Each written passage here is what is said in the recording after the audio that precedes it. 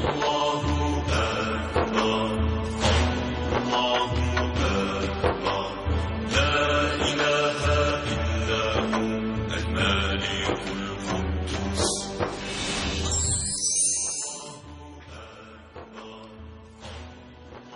اللہ الرحمن الرحیم ان اللہ وملائکتہ یصلون علی النبی یا ایھا الذین آمنوا صلوا علیہ وسلموا تسلیما اللہم صل علی سیدنا ونبینا وشفیعنا ومولانا محمد وعلی آل محمد وبارک وسلم۔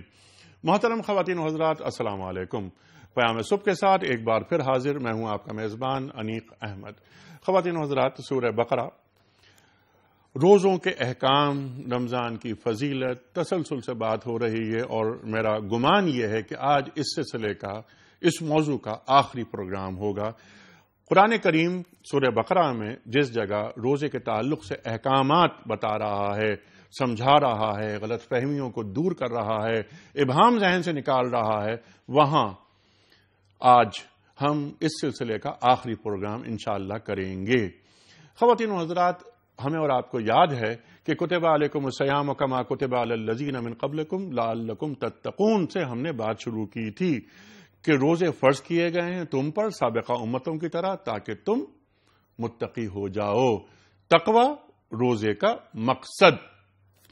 خواتین و حضرات، تفصیل سے بات کریں گے۔ آج جو اہم موضوعات ہوں گے ہمارے ساتھ، اس میں ہم بات یہ کریں گے کہ روزے کی حدود کیا ہیں، طلوع آفتاب سے غروب آفتاب، یہ بتایا جا رہا ہے۔ وہ معاشرہ، عرب کا وہ معاشرہ، مخاطبت ہو رہی ہے، اہل ایمان سے مخاطبت ہو رہی ہے کہ تم روزے رکھو۔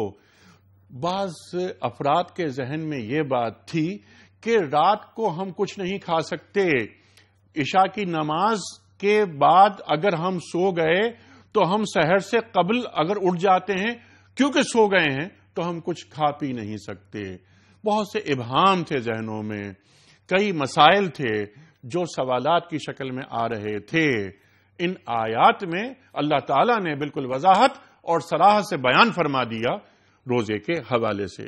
خواتین و حضرات، تفصیل سے بات کریں گے کیونکہ آج آخری پروگرام ہے اس موضوع کا، تو ہم یہ چاہیں گے کہ سوالات بہت سارے جو باقی رہ گئے ہیں وہ تفصیل سے ہم رکھیں اپنے علماء کے سامنے، اور ان سے معلوم کرنا چاہیں گے ہم کہ جس طرح آج ہم ایک آیت پر مزید بات کریں گے، آیت کے اس حصے میں ثم اتموا الصیام الی اللیل، روزے کو پورا کرو الی اللیل، یہاں پر لیل یعنی رات کا وقت۔ لیل سے مراد کیا ہے؟ لیل شروع کب ہوتی ہے؟ خواتین و حضرات، پھر احادیث یاد آتی ہیں ہمیں، فرمان رسول کریم صلی اللہ علیہ وآلہ وسلم۔ آپ فرماتے ہیں کہ میری امت جب تک افطار کرنے میں عجلت کرتی رہے گی، جلدی کرے گی، وہ خیر پر قائم رہے گی۔ اس حوالے سے بھی ہم بات کرنا چاہیں گے اپنے معزز علماء سے۔ خواتین و حضرات، تشریف فرما ہیں محترم حافظ محمد سلفی صاحب، ممتاز عالم دین ہیں، پورا ملک آپ سے واقف، ہمیشہ ہم آپ سے سیکھتے ہیں۔ خواتین و حضرات، آپ کے ساتھ تشریف فرما ہیں محترم مفتی محمد نجیب صاحب، پاکستان میں پڑھا، پاکستان کے باہر پڑھا ہے۔ خواتین و حضرات، یہاں پڑھا رہے ہیں ایک بڑے اسکول میں، اور وہ اسکول ہے کیمبرج سسٹم کا، اس کے آپ پرنسپل ہیں۔ مفتی محمد نجیب صاحب ایک معروف، مقبول اور محبوب نام ہمارے ملک کا۔ خواتین و حضرات، عہد موجود کے جو جملہ مسائل ہیں ان کا ادراک بھی ہے، اپنی غلطیوں کا اعتراف بھی کرتے ہیں کہ ہم سے غلطیاں کہاں کہاں ہو رہی ہیں، اور اصلاح کی کوشش۔ عہد کا لمس آپ کی گفتگو میں محترم مفتی محمد نجیب صاحب۔ خواتین و حضرات، سورہ بقرہ آیت نمبر 187 آخری حصہ اس آیت کا آج گفتگو میں آئے گا، تلاوت کرنے کا شرف حاصل کر رہا ہوں۔ اعوذ باللہ من الشیطان الرجیم،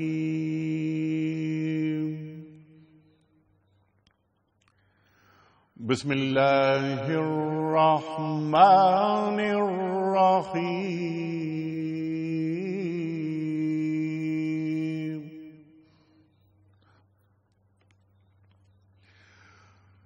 وَكُلُوا وَاشْرَبُوا حَتَّى يتبين لكم الخيط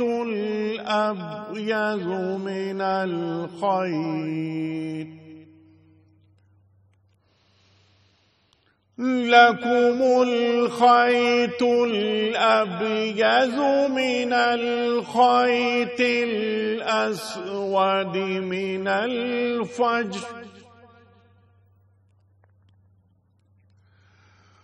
ثم أتموا الصيام إلى الليل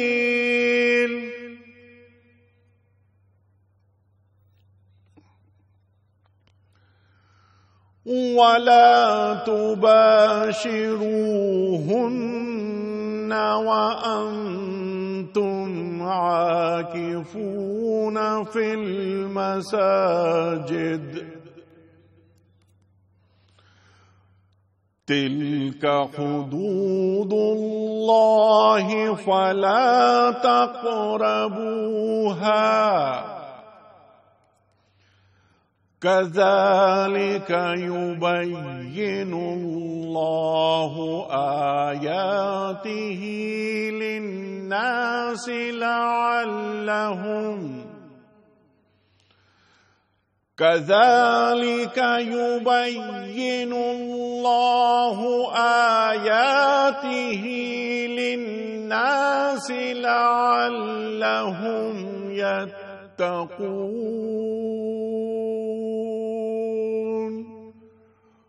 صدق اللہ العظیم۔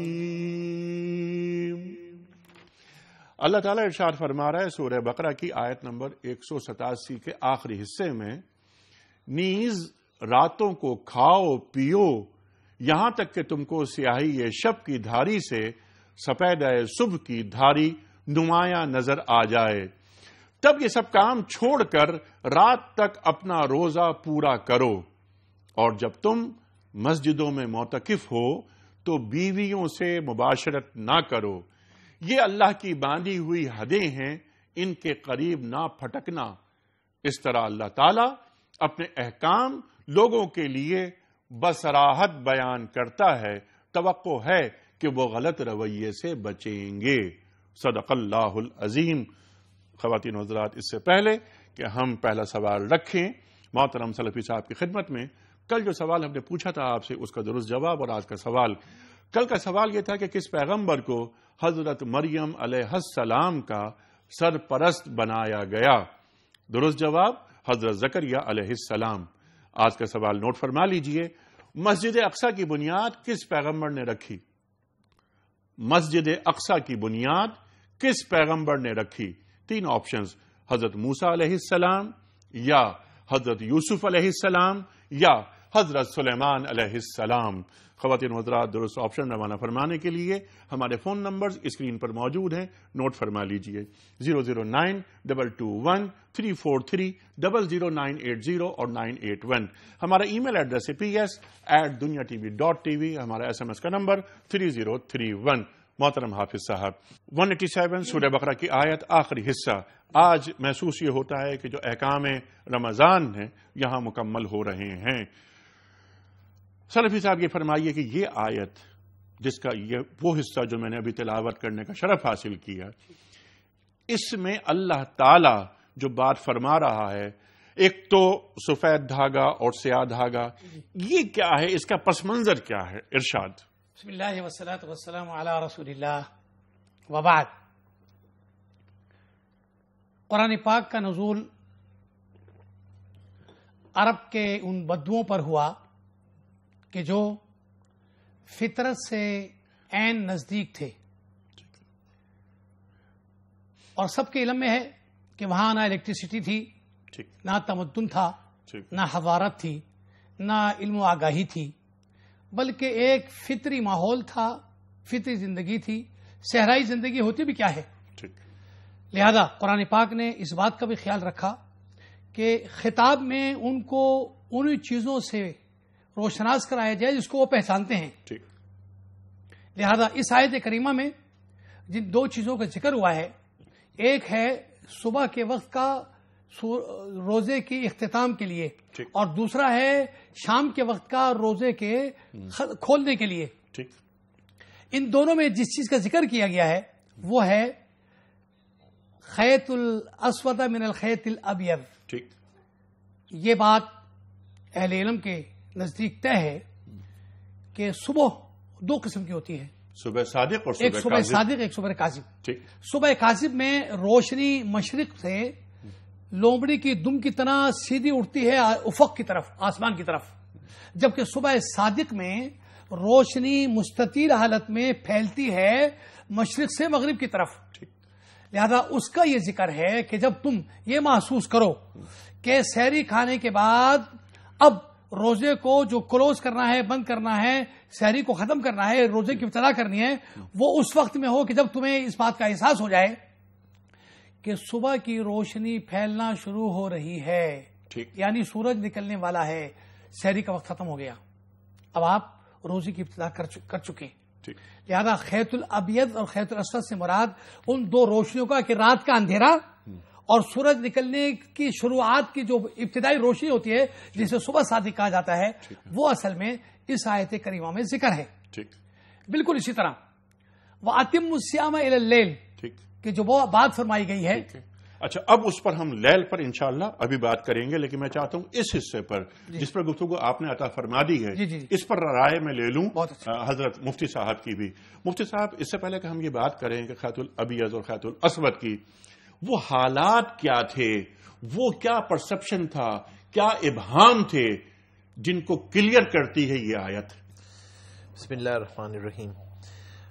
ایک تو حضرت سلفی صاحب نے جو بات ارشاد فرمائی وہ بنیادی بات تھی کہ جو عربوں کا پس منظر تھا، لیکن اس کے اندر ایک اور بھی بڑی لطیف تعبیر ہے، اور وہ آج کل کے مسائل کے لیے بھی بہت اہم ہے، کیونکہ ہمارا ذہن بعض دفعہ اس پہ جاتا ہے کہ دیکھیں قرآن کریم کی احکامات کی تعبیرات جو ہے نا وہ بہت ہی کامن پیپل کے لیے آئی ہیں، عام آدمی کے لیے آئی ہیں. اس کے اندر کوئی سائنٹیفک فارمولا ڈیفائن نہیں ہوا، یہاں پہ بہت ہی سمپل بات بتائی گئی کہ دو وقتوں میں فرق بیان کرنے کے لیے ایک عام فرق یہ ہے، اور اس کے اندر عرب محاورے کا استعمال کیا گیا، تعبیر کا استعمال کیا گیا، اور وہ تعبیر یہ بتائی گئی کہ دیکھو وقت جو ہے وہ یہاں تک جائے گا، اور یہ مت سمجھنا اس کے اندر نہ افراط ہے نہ تفریط ہے. اچھا، اس وجہ سے کیونکہ جو کسٹم وہاں پہ تھا، کیونکہ روزہ صرف اس امت پہ تو فرض نہیں ہے، روزہ تو پچھلی امتوں پہ آیا تھا، لیکن ان کے اوقات میں تحریف ہو چکی تھی، ان کے اوقات بعد 24 گھنٹے کی بھی روزے رکھ رہے ہوتے تھے. تو اس پس منظر میں یہ آیات آئی ہیں، اور پھر یہ احکامات جو بتائے گئے ہیں تو حکم یہ بتایا گیا کہ دیکھو یہاں تک یہ روزہ ہے، اور اس کے ساتھ ایک حد بھی لگا دی گئی کہ یہ حد ہے، اسی کو پورا کرنا ہے، اور یہاں تک تم سحری کر سکتے ہو. اچھا، اور اس کے ساتھ اسی وجہ سے میں یہاں ہی پہ کہتا ہوں چلا جاؤں، آگے شاید موقع لگے کہ ہمارے ہاں ایک یہ عمومی روش ہے شہروں کے اندر کہ ہم لوگ جو ہیں وہ رات کو کھانا کھا کے سو جاتے ہیں اور سحری ترک کر دیتے ہیں. حضور پاک صلی اللہ علیہ وسلم نے فرمایا امت میں برکت جب تک رہے گی جب تک امت سحری پہ قائم رہے گی. سبحان اللہ. اور یہ سحری کا وقت یہاں پر اب یہ نہیں ہے کہ آپ بالکل انتظار، بلکہ آپ نے حدیث میں وہ واقعہ آتا ہے کہ ایک صاحب جب یہ آیت پہلی مرتبہ آئی تو وہ صحابی جو ہے وہ اپنے تکیے کے نیچے جو ہے وہ 2 دھاگے رکھ کے سو گئے، اور وہ جب صبح اٹھے تو دھاگے تو ایک ہی رنگ کے تھے. انہوں نے حضور پاک صلی اللہ علیہ وسلم فرمایا یہ تو رنگ تبدیل ہی نہیں ہوا. تو حضور پاک صلی اللہ علیہ وسلم بھی مسکرا دیے. حضور پاک صلی اللہ علیہ وسلم فرمایا یہ تو مقصود نہیں تھا، اس سے تو مقصود یہ ہے کہ تمہیں وہ دھاگا یہاں پر نظر آنے لگ جائے، تمہیں اتنی سفیدی آ جائے. تو اب یہاں پر جو معیار ہوگا فجر کے وقت کی جو ہی ابتدا ہوگی، جو صبح صادق شروع ہونے کی ابتدا ہے وہاں سے روزے وقت شروع ہو جائے گا، سحری کا وقت ختم ہو جائے گا. یعنی طلوع آفتاب نہیں، قبل جی اس سے قبل، کیونکہ یہاں 2-3 باتیں انشاءاللہ تعالی میں اس پہ مزید بات بھی آپ دونوں حضرات سے کرواؤں گا. ایک پرسپشن یہ تھا، ایک تاثر یہ تھا کہ مغرب کے بعد سحری تک کچھ نہیں کھا سکتے. اس خیال کو رد کیا گیا. اس خیال کو تو وہ جو مشہور حدیث برا بن عازب رضی اللہ تعالیٰ عنہ کی بخاری شریف میں حدیث ہے کہ وہ ایک قیس، وہ صحابی تھے، اور وہ مزدوری کیا کرتے تھے. وہ بیچارے مزدوری کر کر جو ہے وہ تشریف لائے, اور مزدوری کر کے جو ہے تو گھر میں کچھ کھانے کو نہیں تھا افطاری کے لیے, اور وہ افطاری کر کر جو ہے وہ یہاں پر واقعہ یہ پیش آیا کہ ان کی بیوی نے کہا اچھا میں کچھ لے کر آتی ہوں, اور وہ جو لینے گئیں تو یہ اتنی دیر میں جو ہے وہ سو گئے. اور سونے کے بعد مطلب سحری کا وقت اس وقت تک سمجھتے تھے کہ جب تک آپ سوئیں, اگر جاگ رہے ہیں تو ٹھیک ہے, جو ہی سو گئے سحری کا وقت ختم ہو گیا. اب وہ جو بیچارے تھوڑی دیر میں اٹھے تو اب وہ لے کر آئی تھیں, لیکن کھانا انہوں نے کھایا نہیں, دوسرے دن بھوکا روزہ رکھا تو بے ہوش ہو گئے.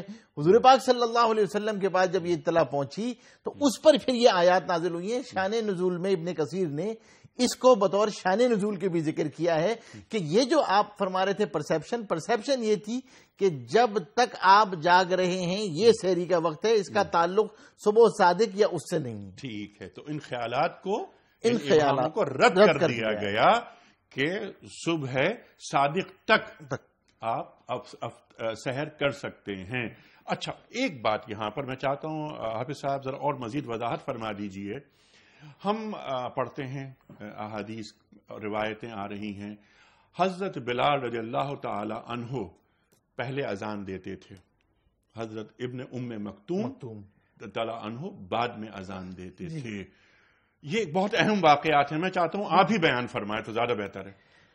اس واقعے کے بیان سے پہلے اس سے متعلقہ اس آیت کا بھی لحاظ رکھا جائے کہ جس میں رب عزت کرام نے خالی کھانے پینے ہی کی نہیں بلکہ مباشرت النساء کی بھی اجازت فرمائی کہ احل لکم لیلۃ الصیام الرفث. تو خالی پہلے کھانا پینا افطار کے بعد سے عشاء تک تھا اور اس کے بعد ممنوع ہو جاتا تھا, لیکن اس آیت کے نزول کے بعد نہ صرف کھانے پینے کی اجازت نصیب ہوئی بلکہ جو حضرت عمر کا واقعہ ہے کہ انہوں نے بتایا کہ یا رسول اللہ میں تو ہلاک ہو گیا. ارے بھائی خیریت, کہا میں نے اپنی رمضان میں اپنی بیوی سے مباشرت کی ہے, تو آپ نے فرمایا کہ اللہ رب العالمین آسانیاں پیدا فرمائے گا, اور پھر ان آیت کا نزول ہوا کہ احل لکم لیلۃ الصیام الرفث, ہم نے تمہارے لیے اپنی بیویوں کے پاس جانے کی بھی اجازت مرحمت فرما دی. بالکل ٹھیک ہے. آپ کا جو سوال ہے دوسرا وہ کیا ہے؟ سحری کا انتہائی وقت حضرت بلال رضی اللہ عنہ کی اذان اور حضرت ابن ام مکتوم وہ حدیث رسول ہے حدیث رسول ہے کہ ان ابن ام مکتوم یؤذن بلیل فکلوا واشربوا فلیستيقظ النائم ولینتہی القائم. ابن ام مکتوم اذان دیتے ہیں, بلال اذان دیتے ہیں تو سونے والا جاگ جائے اور قیام یعنی تہجد پڑھنے والا اپنی عبادت کو ختم کر دے اور سحری کے لیے آ جائے. یہاں تک کہ ینادی ابن ام مکتوم نابینا تھے, وہ اذان نہیں دیتے تھے جب تک کہ ان سے نہ کہا جائے کہ اصبحتا صبح ہونے والی ہے, روشنی نظر آ رہی ہے, آپ اذان دے دیجئے. تو پھر فجر کی اذان وہ دیا کرتے تھے. تو پتہ چلا کہ فجر کی اذان کے لیے وقت مناسب اور وقت حقیقی اور سحری ختم کرنے کا وقت شرعی طور پر یہی ہے کہ صبح صادق کا ظہور ہو جائے. لہذا نابینا شخص اذان دے رہا ہے یہ بتانے پر کہ روشنی ظاہر ہو گئی ہے, اذان دے دیجئے. تو فرق دونوں اذانوں میں یہ ہوا کہ بلال کی اذان ابتدائے سحری کے لیے ہے, اور یہ بھی مسئلہ ثابت ہوا کہ سحری کے لیے اذان دینا بھی سنت ہے. بہت ساری مساجد میں ایسا نہیں ہوتا, وہ خالی ٹیلی ویژن یا گھڑی کو دیکھ کر سحری شروع کرتے ہیں, جبکہ بعض مساجد میں کراچی میں بھی اور دیگر مقامات پر بھی سحری کے لیے علیحدہ سے اذان ہوتی ہے. تو یہ سنت رسول ہے. اور اذان فجر ہوتی تھی حضرت عبداللہ ابن مکتوم رضی اللہ تعالی عنہ کی اذان پر, اور وہ اذان نہیں دے پاتے تھے مگر جب ان کو متنبہ کیا جاتا تھا کہ صبح صادق ہو گئی, اذان دے دیجئے. بالکل ٹھیک ہے. اور اس میں ایک آسانی بھی یہ فراہم کی گئی مفتی صاحب کہ جب سحری چھوڑ دی گئی اذان سنتے کے ساتھ ہی, تو کیا فرما رہے ہیں سرکار دو عالم صلی اللہ علیہ وسلم کہ سحری جاری رکھو. سحری ایسا ہی ہے مفتی صاحب. دیکھیے اس کے اندر دو چیزیں ہیں. ایک بات تو یہ یاد رکھیے گا کہ اس میں ہم اس حدیث سے بعض حضرات کو ایک مغالطہ ہو جاتا ہے. اچھا, وہ مغالطہ یہ ہے کہ ہمارے ہاں ہر جگہ سحری کے وقت ختم ہوتے ہی اذان نہیں دی جاتی. ہمارے ہاں ملک میں اور ہمارے عمومی طور پہ ہوتا یہ ہے کہ وقت ختم ہونے کے تھوڑے دیر بعد جو ہے وہ اذان دی جاتی ہے. ٹھیک ہے, تو اب اگر کسی مسجد میں اس کا اہتمام نہیں ہو رہا تو دیکھیں سحری کا وقت تو ختم ہو جائے گا جو ہی وقت داخل ہوگا. اس کا اذان سے تعلق نہیں ہے. حدیث میں تو اس لیے بتایا گیا کہ صحابہ اس کا اہتمام کرتے تھے کہ جو ہی وقت شروع ہوتا تھا فوراً اذان دے دیا کرتے تھے اس موقع پر. تو اب یہاں پر مثال کے طور پہ کسی مؤذن نے 15 منٹ بعد اذان دی اور کوئی آدمی اس لفظ حدیث کی بنیاد پہ یہ کہے کہ جب تک اب اذان ختم نہیں ہوگی میں کھاتا رہوں گا, ٹھیک ہے, تو وہ روزہ فاسد ہو جائے گا, اس کا روزہ غلط ہو جائے گا. اگر اذان فوری طور پر نہیں ہو اگر اذان فوری طور پر نہیں ہو رہی اور اگر اذان فوری طور پر ہو رہی ہو تو دیکھیں اس وقت بھی یہی ہے کہ حضور پاک صلی اللہ علیہ وسلم کا وہ عمل اس موقع کے لیے ہے, لیکن اس کھانے کو بڑھانا نہیں چاہیے, اسی موقع پر روک دینا چاہیے, بلکہ اہتمام تو اس کا کرنا چاہیے کہ آدمی اس سے پہلے فارغ ہو جائے تھوڑا. تو اسی وجہ سے اگلی آیت میں تل کا حدود اللہ آ رہا ہے کہ یہ دیکھیں یہ جو چیزیں ہیں نا اس کے اندر ذرا سی بھی لچک اگر رکھیں گے تو دوسری طرف جا سکتے ہیں آپ. تو اسی لیے اس میں ہم اس بات کا میں اس وجہ سے یہ پرسیپشن کہہ رہا ہوں کہ یہ اکثر مجھ سے رمضان میں سوال ہوتا ہے کہ جی ابھی تو مؤذن کی اذان ختم نہیں ہوئی تھی اور ہم نے اس وقت جو ہے وہ پانی پی لیا, امام صاحب حی علی الصلاۃ کہہ رہے تھے اور ابھی تو مؤذن حی علی الفلاح کہہ رہے تھے. بھائی جب وقت داخل ہو گیا اگر اس کے 10 منٹ بعد مؤذن اذان دے رہے ہیں تو اس وقت اس کا مسئلہ نہیں ہے, مسئلہ ہے اس وقت کا, صبح صادق کا. بالکل ٹھیک ہے. اور یہاں پر یہ جو بات ہوئی کہ تل کا حدود اللہ, اور اس میں یہ فرمایا گیا کہ ان کے قریب بھی نہ جاؤ, اس کے قریب بھی نہ ہو. اچھا یہ بہت اہم بات ہے, اس پہ بھی ہم آگے چل کے بات کریں گے کیونکہ رفتہ رفتہ آگے بات آئے گی. جی اچھا یہاں تو بات بالکل واضح ہو گئی کہ احتیاط کا تقاضا یہ ہے کہ سحری کو جلدی ذرا جلد جیسا کہ فرمائے مفتی صاحب نے ختم کر لیا جائے. اذان دیر میں بھی ہو سکتی ہے. اچھا ایک بات میں چاہتا ہوں کہ سوالات بھی بہت سارے آئے ہمارے پاس. بعض جگہ 3 مہینے 4 مہینے 6 مہینے کا دن ہے اور راتیں ہیں, جیسے فن لینڈ ہے, گرین لینڈ ہے وغیرہ وغیرہ, تو وہاں کیا کرے آدمی؟ اس کے بارے میں متعدد علماء اسلام نے اور خاص طور پر سید سابق مصری اپنی کتاب فقہ السنہ میں یہ فرماتے ہیں کہ مسلمان قریب ترین اسلامی ملک کے ٹائم ٹیبل کو فالو کریں کہ وہاں کس وقت انتہائی سحر ہوتی ہے اور کس وقت انتہائی افطار ہوتی ہے. وہ اپنے ملک میں کہ جہاں اتنا لمبا فاصلہ ہے دن اور رات کا کہ پتہ نہیں چل سکتا کہ روزے کی ابتدا کہاں سے ہو روزے کی انتہا کہاں سے ہو, تو وہ اپنے قریب ترین اسلامی ملک کو دیکھیں کہ وہاں کے رمضان کا ٹائم ٹیبل کیا کہہ رہا ہے. لہٰذا اس ٹائم ٹیبل کے حساب سے اپنے ہاں کے ٹائم ٹیبل کو سیٹ کریں اور اس کے حساب سے روزہ رکھیں اور روزہ کھولیں. قریب ترین مسلمان ریاست, اور یہی اس وقت مسلمانوں کا عام طور پہ معمول بھی ہے. اور یہ تو ایکسیپشنز ہیں, اور یہ ایکسیپشنز ہیں اس جگہ پر, اس علاقے, اس اوقات, اس ماحول کے اعتبار سے. اس ماحول کے اعتبار سے بات یہ ہے کہ اسلام میں سہولت ہے, سختی نہیں ہے. اور سہولت کا مطلب یہ ہے کہ انسان کو وہ چیزیں میسر ہوں کہ جس میں ادائیگی عبادت میں آسانی پیدا ہو جائے. بالکل ٹھیک ہے, بالکل ٹھیک. اچھا یہ تو ہو گئی سحر کی بات. افطار کے تعلق سے سرکار دو عالم صلی اللہ علیہ وسلم کیا فرماتے ہیں؟ افطار میں اجلت, افطار میں بھی جو ہے وہ اجلت. اچھا. اور افطار میں اجلت یہ کہ اس کے اندر تاخیر جو ہے یہ بھی بے برکتی کا سبب ہے, اس کے اندر تاخیر کرنا. اس لیے جو ہی وقت داخل ہو جائے اور جو ہی غروب آفتاب ہو جائے تو فوراً افطار کر لینی چاہیے. اچھا, اس کے فوراً ہی افطار کر لینی چاہیے. میں نے ایک حدیث بیان یہاں پر میں نے پیش کرنے کی کوشش کی تھی کہ جب تک میری امت افطار میں اجلت کرتی رہے گی وہ خیر پر قائم رہے گی. ٹھیک ہے, متفق علیہ حدیث ہے. ثم اتموا الصیام الی اللیل, بجا فرمایا. اب یہاں پر یہ آیت آئی, یہ ٹکڑا آیا, ارشاد فرمایا یہاں پر لیل آیا لفظ. دیکھیے یہاں لفظ لیل آیا ہے اور عربی زبان میں رات کو لیل کہتے ہیں, یا لیل کا معنی رات ہے. جی ہاں, لیکن یہ بھی طے ہے عربی جاننے والوں کے لیے اور بلاغت سے روشناس لوگوں کے لیے جی کہ الا ابتدائے کام کے لیے اور انتہائی کام کے لیے دو مختلف ہوتا ہے. ٹھیک. یہاں الا کا معنی یہ ہے کہ انتہائی غایا، جیسے ہی دن ختم ہو ابتدائی رات شروع ہو گئی.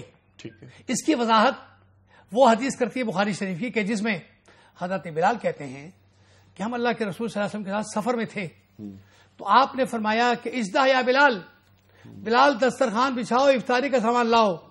تو میں نے کہا یا رسول اللہ علیک النہار، ابھی تو روشنی نظر آ رہی ہے. تو آپ کا جواب مبارک تھا یا بلال اذا اقبل اللیل منہا ہونا وادبر النہار منہا ہونا فقط افطر الصائم.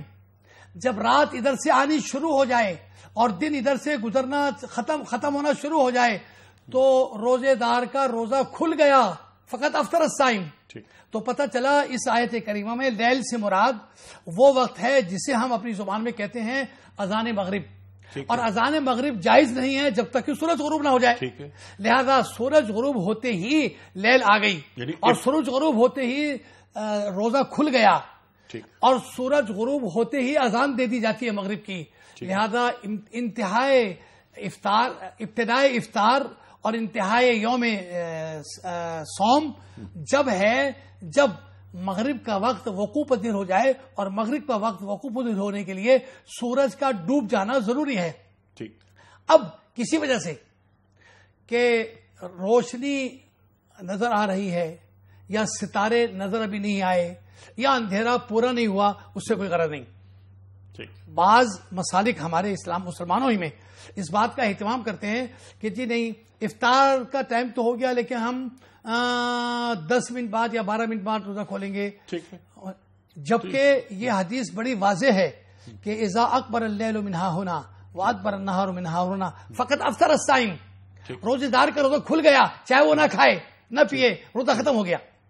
تو ابتدائی دیکھیے سورج کا غروب ہو جانا ہی اس بات کے لیے کافی ہے کہ دن ختم ہو گیا، اور دن ختم ہونے کا مطلب یہ ہوتا ہے کہ رات شروع ہو گئی. تو یہ جو الی اللیل ہے اس سے مراد رات کا ابتدائی حصہ. بالکل ٹھیک. لہذا روزے کی ہم آج اب ان حدیثوں پر غور کریں گے کہ جس میں اللہ کے رسول فرمایا ما یزال امتی بخیر ما عجل الفطر، میری امت بھلائی میں رہے گی جب تک کہ افطار میں جلدی کرتی رہے گی. اور جلدی کا مطلب یہ نہیں کہ غروب سے پہلے، بلکہ غروب ہونے کے فوراً بعد، یعنی الی اللیل. بس اب غروب ہونے کے بعد تاخیر نہیں ہونی چاہیے، ابتدائے رات جیسے کہ فرمایا حافظ صاحب نے. اچھا مفتی صاحب، ایک تو اس ٹکڑے پر آپ ضرور بات کیجئے، ثم اتموا الصیام الی اللیل پر. دوسری چیز یہ فرمائیے کہ کچھ رویے ہمارے جو ٹو ڈوز کی بات آپ کرتے ہیں نا، کچھ یہ ایک متشدد رویے آتے جا رہے ہیں. اگر ہم کچھ دیر بعد یا کچھ پہلے یعنی الی اللیل غروب آفتاب کے بعد جو تھوڑا سا فرق ہو جاتا ہے، جس طرح آپ نے اشارہ بھی فرمایا کہ کچھ فکری اختلاف ہیں، تو اس کو اتنی زیادہ اہمیت تو دین نہیں دیتا نا. دیکھیں یہی وہ چیز ہے کہ ہمیں یہاں پر اپنی اعتدال کے ساتھ قائم رہنا چاہیے. اور اس میں دیکھیں اگر آپ احتیاط کر بھی رہے ہیں تو آپ کی یہ کبھی بھی اس کی اجازت آپ کو دین نہیں دیتا کہ آپ احتیاط کی وجہ سے کسی دوسرے کو تحقیر کی نگاہ سے دیکھیں. ایک بات تو یہ ہے. اور اگر کوئی آدمی احتیاط کر رہا ہے تو آپ کو یہ زیب نہیں دیتا کہ آپ اس وقت کوئی تان تشنیح کریں. سبحان اللہ. کہ آپ اپنا کام جاری رکھیے. ہاں یہ بات ضرور ہے کہ دیکھیں ان آیات سے میں ایک چیز کی طرف اشارہ کرنا چاہتا ہوں جو بہت ضروری ہے. ان آیات میں جیسے ابھی یہ بات آئی الا کے بارے میں، حروف جارہ کے بارے میں بات آئی کہ کہیں پہ وہ غایہ مغیہ میں داخل ہے، کہیں غایہ مغیہ میں داخل نہیں ہے. آیات وضو کی آ رہی ہیں تو وغسلوا وجوہکم الی المرافق، اور وہاں پر جو ہے وہ کوہنی داخل ہے، یہاں پر رات داخل نہیں ہے. تو اسی وجہ سے علماء نے یہ لکھا ہے کہ قرآن کریم عمومی دعوت کی کتاب ہے، سوائے ان 500 آیات کے یہ کم از کم کسی عالم سے سمجھنا چاہیے، لفظی ترجمہ دیکھ کے نہیں سمجھنا چاہیے. یہ کسی عالم سے آپ کو تفسیر پڑھنی چاہیے یہاں پر ان آیات کے اندر. کیونکہ یہاں اگر آپ کو شان نزول نہیں پتا، آپ کو عربی کے تراجم نہیں پتا، آپ بلاغت اور فصاحت سے واقف نہیں ہے، تو ان احکامات میں آپ کہیں پہ ٹیڑھ پیدا ہو جائے گی آپ کے اندر. اور اس وجہ سے یہاں پر ہمیں اس کا خیال رکھنا چاہیے کہ یہاں پر اعتدال کے ساتھ اور اپنے رویوں میں اس بات کا خیال رکھنا چاہیے کہ جو حکم ہے سحر کا اور افطار کا، ٹو ڈوز کے اعتبار سے تو مجھے سب سے زیادہ غفلت آج کی امت میں وہ سحری کے اندر معلوم ہوتی ہے. ہم لوگ سحری کا اہتمام نہیں کرتے کتنے، اور اس کا نقصان یہ ہوتا ہے کہ اس کی وجہ سے فجر جیسی نماز جو ہے وہ ضائع چلی جاتی ہے. رمضان کے اندر فجر سو گئے اور 2:30 3 4 بجے تک آدمی جاگتا رہا، اس کے بعد جو ہے 3 بجے سو گیا اور کھا پی کر اور فجر کی نماز بھی گئی اور سحری بھی گئی. اور جو سب سے زیادہ برکت والا کھانا ہے پورے 24 گھنٹے میں روزے میں وہ سحری ہے. اس کو آپ نے یہ حضور پاک صلی اللہ علیہ وسلم فرما رہے ہیں اور آپ نے برکت والے کھانے کو ضائع کر دیا. تو بھائی آپ اس کا اہتمام کریں. اور اسی طریقے سے اس کے اندر جو چیز آ رہی ہے کہ ہم اس بات کا اہتمام کریں کہ جو اوقات دیے جاتے ہیں ان اوقات میں احتیاط کا پہلو پیش نظر رکھیں. کیوں آخر وقت تک کا اہتمام کرتے ہیں اور یہ کیوں انتظار کرتے ہیں کہ آخری وقت جائے گا؟ بالکل ایسے ہی جیسے ہم نمازوں میں ہمارے ہاں خواتین کے اندر عمومی یہ طور پہ ہے کہ عصر کی نماز جو ہے وہ مکروہ کر کے پڑھتی ہیں. بھائی عصر کی نماز اول وقت میں پڑھ لو، نہیں یہ آخری تک کیوں لے کے جانا؟ آپ احتیاط کا پہلو یہ کہ اس سے پہلے اول وقت میں نماز پڑھ کے اول وقت میں افطاری کریں. اور جب تک آپ کو جو وقت دیا گیا اس میں سحری کر کے، وہ وقت ہے دعا کا، سحری کر کے بیٹھو، دعا کرو، قبولیت کا وقت ہے اور سحری کا اہتمام کریں. یہ ایک تو بنیادی ٹوڈوز ہے جو اس سے نکلتا ہے. دوسرا ٹوڈوز یہ ہے کہ آیات، یہ جو 500 آیات احکام القرآن جو ہیں، جس میں سے ایک یہ بھی آیت ہے، آیات کو ہمیشہ علماء سے پڑھیں، مفسرین سے پڑھیں، خود ترجمہ کرنے کی کوشش نہ کریں ورنہ چوٹ کھائیں گے. ٹھیک ہے. اور آپ نے جو بات فرمائی اور بار بار اس پر آپ نے اسٹریس کیا کہ اعتدال، اس میں کوئی متشدد رویے اپنانے کی ضرورت نہیں ہے اور اس پر کوئی روزے پہ اثر نہیں پڑتا کہ روزہ اگر جلدی کھول لیا جائے یا تھوڑی سی تاخیر سے کھول لیا جائے. نیتوں پر شک نہیں کرنا چاہیے کسی کی. ٹھیک ہے، یہ بہت ہی اچھی بات ہے کہ نیتوں پر شک نہیں کرنا چاہیے. میں سمجھتا ہوں عبادات میں تمام علماء کا اتفاق ہے، امور العبادات توقیفیہ. ٹھیک ہے، عبادت کے معاملے میں کسی قسم کی کوئی شک و شبہ یا احتیاط کی گنجائش نہیں، بلکہ جیسا اللہ کے رسول سے ثابت ہے اور جیسا آپ نے سمجھ لیا ہے اس کے مطابق کر لیں، وہ کافی ہے. جی بہت بہتر، بہت بہتر. لیکن وہ بات جو مفتی صاحب نے ارشاد فرمائی تھی آپ کی بات کے ذیل میں، اسی روشنی میں کہ معاشرہ تفریق کا شکار نہ ہو، بٹے نہ، امت یکجا رہے، اس میں تفریق نہ ہو، متشدد رویوں سے گریز کرنا چاہیے، کسی کی نیت پر شک نہیں کرنا چاہیے. کچھ کالز لے لیتے ہیں، اس کے بعد ہم آگے چلیں گے. جو اگلا حصہ ہے اس آیت کا کہ وَلَا تُبَاشِرُوهُنَّ وَأَنْتُمْ عَاكِفُونَ فِي الْمَسَاجِدِ. یہاں پر اعتکاف کی اہمیت ہے یا مساجد؟ کس کو اہمیت دی جا رہی ہے کہ جنسی اختلاط، بیویوں سے اختلاط اعتکاف میں نہ کرو، یا مساجد کو یہاں پر اہمیت دی گئی ہے؟ میں رکھوں گا سوال مفتی صاحب آپ کی خدمت میں، لیکن پہلے کچھ کالرز. السلام علیکم. ہیلو، السلام علیکم سر. جی وعلیکم السلام سر. سر زین بات کر رہا ہوں گجرے والا سے. سر سب سے پہلے تو آپ کو بہت بہت مبارک کہ آپ عمرہ کر کے آئے. اللہ میاں ہم سب کو بھی ہدایت دے. بس اللہ قبول فرمائے. میرا سوال یہ ہے کہ اگر کوئی شخص اذان فجر سن کر بھی کھانا پینا جاری رکھے اور اس کے روزے کے بارے میں کیا حکم ہے؟ اذان فجر سن کر بھی کھانا پینا جاری رکھے تو وہ تو سراسر غلط بات ہے. یہ سر ایک اور سوال یہ تھا کہ شوال کے 6 روزوں کے لیے لازمی ہے کہ مسلسل رکھے جائیں یا پورے مہینے میں الگ الگ رکھے جا سکتے ہیں؟ شوال کے 6 روزے کیا مسلسل رکھے جائیں یا الگ الگ رکھ سکتے ہیں؟ بالکل صحیح ہے، دونوں سوالات بہت اہم ہیں. جی مفتی صاحب پہلے ان کے جوابات. دیکھیں وہ پہلے والی سوال تو آ بھی چکا، میں یہ بتا چکا یہ ہمارے عمومی غلطی ہے.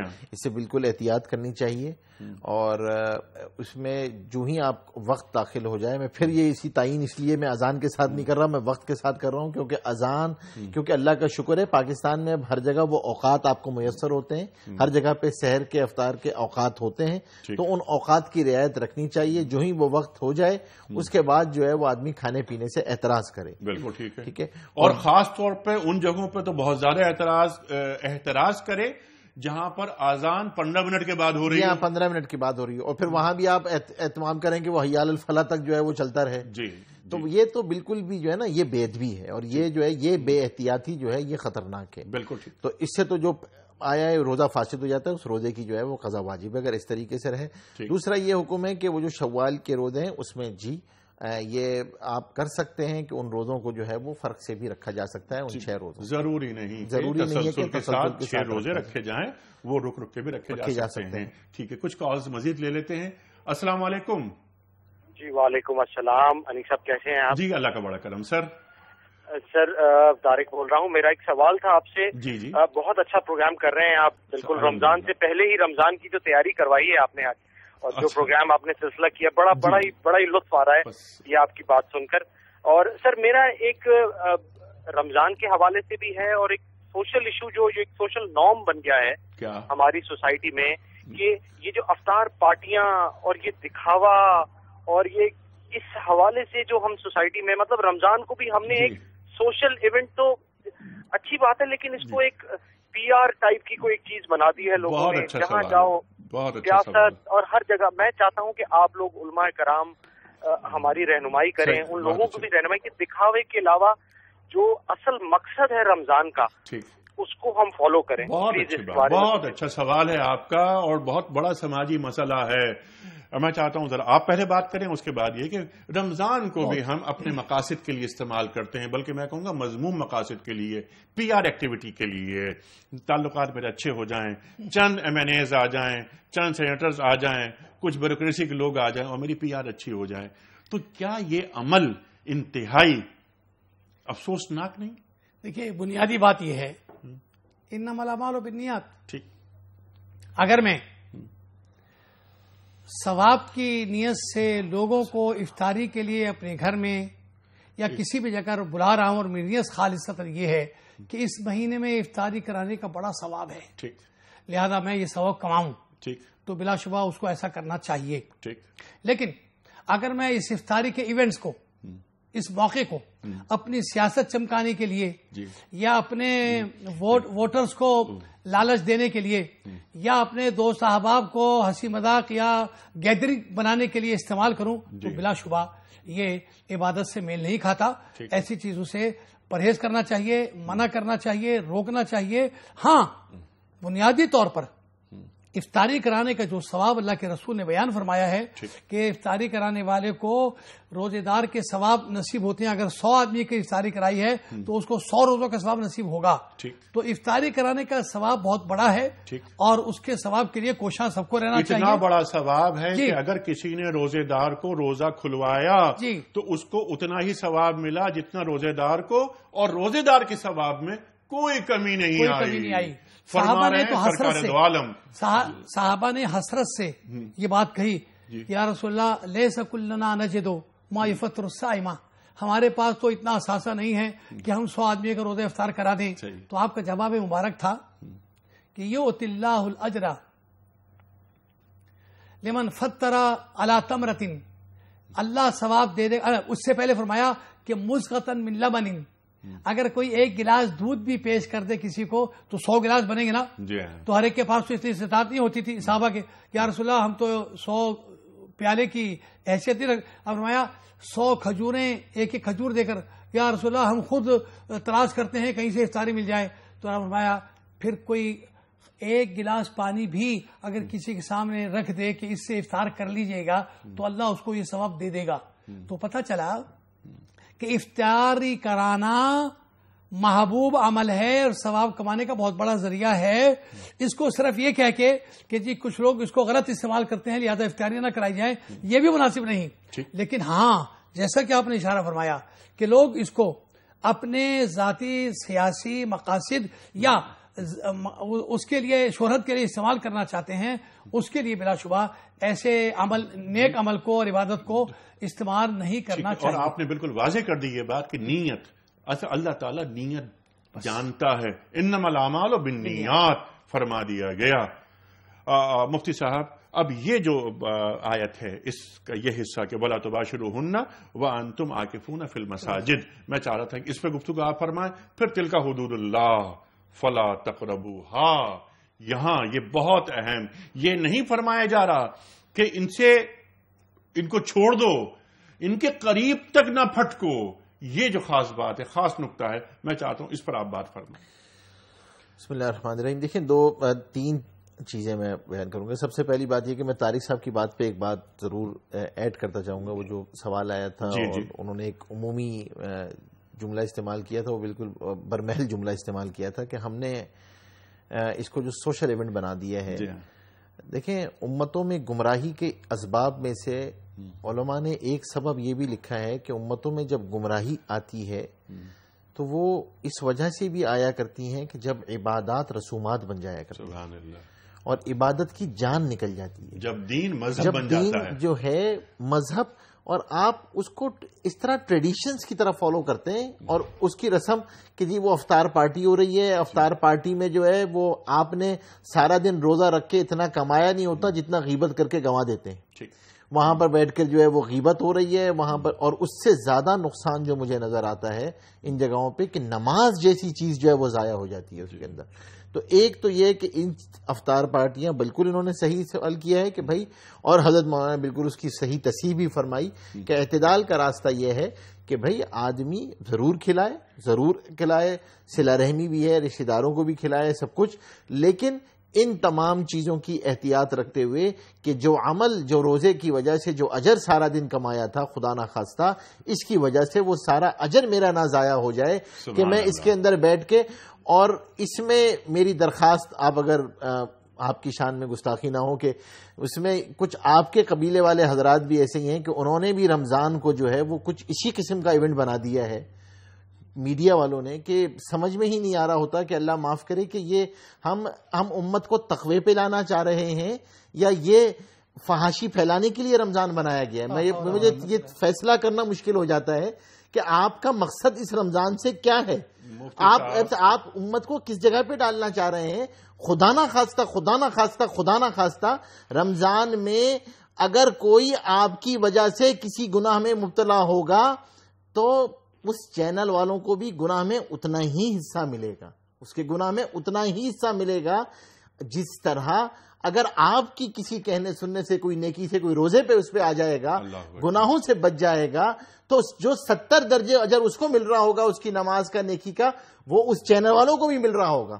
تو میری آپ حضرات سے بھی یہ التجا ہے کہ خدارا یہ رمضان ہے, یہ تقوی کے حصول کا سبب ہے, یہ صرف 1 مہینہ ہے. اگر یہ 1 مہینہ مس ہو گیا امت سے تو 11 مہینے آپ سر پٹکتے رہیں گے, تقوی کا حصول نہیں آئے گا. اللہ نے پورا ماحول بناتے ہیں اس کے لیے, اللہ تبارک و تعالیٰ شیاطین کو بند کر دیتے ہیں, اللہ تو دل مائل ہو رہا ہوتا ہے, اور اس وقت ہم جو ہے وہ اس قسم کی چیزیں کر رہے ہوں اور اس کو اس قسم کا رمضان کہیں سے لگ ہی نہیں رہا ہوتا کہ یہ بھی جو ہے وہ رمضان ہے. مفتی صاحب اس پہ بہت گفتگو ہو چکی ہے ہمارے, میں صرف رمضان وہ مجھے بات مجھے جو ہے نا یہ طارق بھائی نے یہ بات ایسی کر دی کہ میں نے جو ہے وہ میں اتفاق کرتا ہوں, رمضان کو ایک ٹھٹول بنا دیا گیا ہے, اللہ کی آیات کا مذاق اڑایا جاتا ہے رمضان کے مہینے میں مختلف چینلز پر, ہم نے یہ دیکھا ہے, اور یہ باقاعدہ لگتا ہے ایک پلان کا حصہ ہے. تو یہ ہے وہ دل کا حدود اللہ, یہ ہے آپ اللہ کی حدود کے ساتھ جو فلا تقربوها, یہ ہے وہ جو میں نے آپ سے عرض کیا تھا. اور دوسری بات یہ کہ اعتکاف کے حوالے سے اس کے اندر 2 چیزیں بہت اہم آئی ہیں. ایک تو یہ کہ اعتکاف کے احکامات آ گئے ہیں کہ اعتکاف کے اندر 2 چیزیں یہاں سے سمجھ میں آتی ہیں. ایک تو یہ کہ اعتکاف کا تعلق مسجد کے ساتھ ہے. اس لیے علماء نے لکھا ہے جس مسجد میں 5 وقت نماز ہوتی ہو وہاں پہ اعتکاف کیا جائے گا. اعتکاف کسی مصلی میں نہیں ہوتا اور اعتکاف جو ہے, کیونکہ اعتکاف کے ساتھ روزہ ضروری ہے, اعتکاف کے لیے روزہ شرط ہے, تو روزہ. اور اس کے اندر جو حکم یہ آیا, یہ عمومی حکم آ گیا کہ اگر خواتین گھر میں ہوں اعتکاف کر رہی ہوں یا مرد مسجد میں اعتکاف کر رہے ہوں تو پھر وہ عورتوں کے قریب نہیں جائیں گے. اور اعتکاف بھی رمضان مبارک کی بہت افضل عبادت ہے. حضور پاک کے آخری عشرے میں 10 دن اپنے آپ کو فارغ کر کے, اس کا مقصود ہی اس خلوت کے ذریعے اللہ تبارک و تعالی سے قرب کا حصول ہے. اور یہ وہ سنت ہے جو حضور پاک صلی اللہ علیہ وسلم کی دائمی سنت ہے. اس لیے ہر ساتھی اس کی نیت کرنی چاہیے کہ بھائی زندگی میں اس کی نیت کریں کہ ہم انشاءاللہ اعتکاف کریں گے, اعتکاف کا اہتمام کریں, اعتکاف کی نیت کریں. سبحان اللہ, سبحان اللہ. اچھا, تلک حدود اللہ پہ بات تفصیل سے ہو گئی. لاسٹ منٹ ہے, میں چاہتا ہوں کنکلوڈ کریں کیونکہ یہ اس موضوع کا آخری پروگرام ہے. درمیان میں ایک بات مفتی صاحب نے بہت ہی عمدہ اٹھائی تھی, تفصیل سے بات کرنی چاہیے تھی، لیکن لاسٹ منٹ میں آپ اس کو کس طرح اختصار سے بیان کریں گے. دین میں توجہ نتائج پر ہوتی ہے، حکمت پہ ہوتی ہے، اور مذہب میں رسومات پہ توجہ ہوتی ہے. رہ گئی رسم ازاں روح بلالی نہ رہی، فلسفہ رہ گیا تلقین غزالی نہ رہی. جو اقبال فرماتے ہیں وہ سجدہ روح زمین جس سے کانپ جاتی تھی اسی کو آج ترستے ہیں ممبر و محراب. تو آج لعلکم تتقون سے بات شروع ہوئی تھی، یہاں پر لعلہم یتقون پہ بات ختم ہو رہی ہے. اصل مقصد روزے کا حصول تقوی اور یہ کہ عبادت کو عادت نہ بنانا، اور جس عبادت میں عادت کا دخل ہو گیا اور وہ رسم و رواج کی طرف چلی گئی، وہ عبادت نہ رہی، وہ نفاق یا عذاب بن گئی. لہذا عبادت وہی ہے جس کے نتیجے میں تقوی کا حصول ہو، اور جس کے نتیجے میں برائی سے بچنے کی صلاحیت پیدا ہو، اور جس کے نتیجے میں اللہ کا قرب نصیب ہو، اور جس کے نتیجے میں دل نرم ہو، اور جس کے نتیجے میں اللہ کی بندگی کا شعور اور احساس پیدا ہو جائے.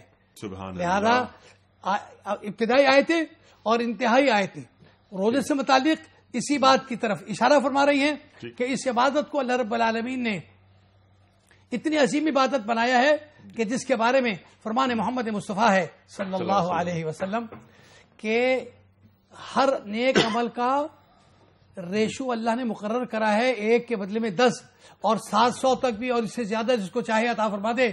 لیکن روزے کے بارے میں ارشاد فرمایا کہ اس کی فوائد اور اس کا ثواب لکھنے کی کسی کے اندر کوئی صلاحیت نہیں. انما الصوم لی وانا اجزی بہ، یترک شہوتہ وطعامہ فانہ لی وانا اجزی بہ. سبحان اللہ. یہ بندگی تو میری ہے اور میں ہی اس کی جزا ہوں، میں اس کی جزا دوں گا.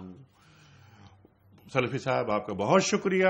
مفتی صاحب بڑا ممنون. ایک پرچی مفتی صاحب ذرا دے دیجیے گا سلفی صاحب کو، اور سلفی صاحب اعلان کریں گے کل کے ونر کا. سلفی صاحب کل کے ونر کون ہیں؟ دیکھیے یہ ہیں ثناء اللہ بھٹا راولپنڈی. ثناء اللہ بھٹا صاحب راولپنڈی سے آپ کو دنیا ٹی وی کی جانب سے کتابوں کا تحفہ، کوئز کا صحیح جواب بتانے کے سلے میں. خواتین حضرات آج یہ موضوع یہاں ختم ہو رہا ہے. تفصیل سے آیات آتی رہیں اور ہم رمضان کی فضیلت، رمضان کے جو مسائل وہ سیکھتے رہے اپنے معزز علماء سے. خواتین حضرات ایک بات اور بہت اہم ہے جو گفتگو میں ابھی نہیں آئی، شروع میں آ چکی ہے کہ رمضان کی فضیلت تو یقیناً ہے ہی ہے. ایک اور فضیلت یہ کہ شہر رمضان الذی انزل فیہ القرآن ہدی للناس. اللہ تعالیٰ ارشاد فرما رہا ہے کہ رمضان کا وہ مہینہ جس میں قرآن نازل ہوا. رمضان کا مہینہ قرآن سے قربت کا مہینہ ہے. مفتی صاحب نے جو بات فرمائی چینلز کے حوالے سے، میڈیا کے حوالے سے، میں مفتی صاحب کی تمام باتوں سے اتفاق کرتا ہوں. آپ نے فرمایا ہمارا قبیلہ، کاش ہمارا قبیلہ ذمہ داری کے ساتھ اپنے احساس کو، ذرا اپنی ذمہ داریوں کو یہ سوچے سمجھے احساس کرے اور پھر دین سے قریب کرے امت کو. یہ ذمہ داری ہے، اور جن کے رتبے ہیں سوا ان کو سوا مشکل ہے. خواتین حضرات کل کا سوال یہ تھا کہ کس پیغمبر کو حضرت مریم علیہ السلام کا سرپرست بنایا گیا؟ درست جواب حضرت زکریا علیہ السلام. آج کا سوال نوٹ فرما لیجئے. مسجد اقصی کی بنیاد کس پیغمبر نے رکھی؟ 3 آپشنز: حضرت موسیٰ علیہ السلام، حضرت یوسف علیہ السلام یا حضرت سلیمان علیہ السلام. درست جواب روانہ فرمانے کے لیے ہمارے فون نمبر 00922134300 980 اور 981. ہمارا ای میل ایڈریس ہے ps@dunyatv.tv اور SMS کا نمبر 3031. خواتین حضرات پروگرام کا اختتام ہوتا ہے.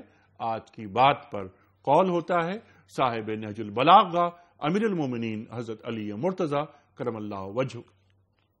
آپ فرماتے ہیں کہ اے بنی آدم، تیری روزی تجھ سے بڑھ کر تیری طلبگار ہے، پس تجھے چاہیے کہ اس کی طلب میں شریعت کی سیدھی راہ پر چلتا رہے.